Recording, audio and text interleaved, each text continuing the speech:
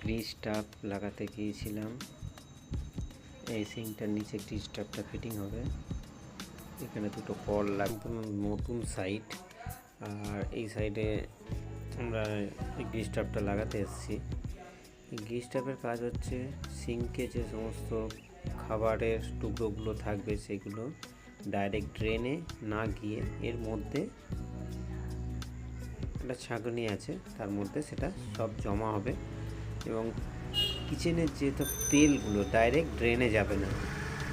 বাঁদিকে এটা ইনলেট আছে, 32 পাইপ দিয়ে আমরা মধ্যে জমা হবে।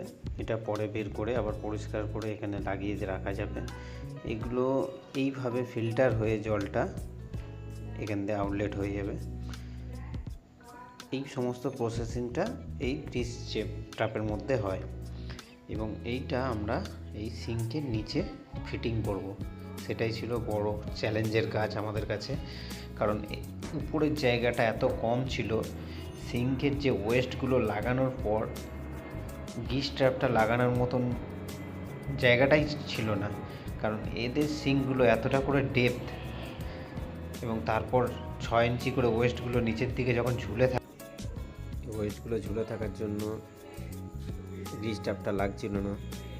গ্রিজ ট্র্যাপটা আমরা অনেক কষ্ট করে লাগালাম এবং ফিটিংটা পুরোটা কমপ্লিট করলাম।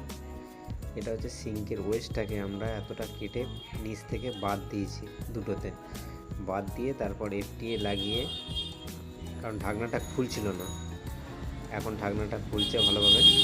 দুটো সিঙ্কের কানেকশান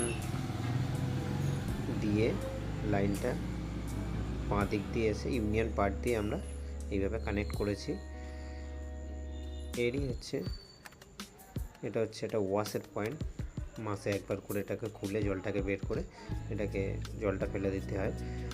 আচ্ছা, এর ডান দিক দিয়ে আমরা আউটলেটটা ডাইরেক্ট ড্রেনের মধ্যে করে দিয়েছি।